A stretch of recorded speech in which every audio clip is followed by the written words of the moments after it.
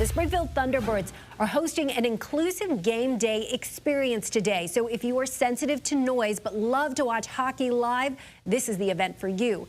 In partnership with the Center for Human Development and Springfield College's Department of Occupational Therapy, the Thunderbirds are having their 6th annual sensory-friendly game to honor those who may not be comfortable around loud noises or strobing lights. The Thunderbirds are striving to make every fan feel welcome. Now, here's some of the changes being made at today's game.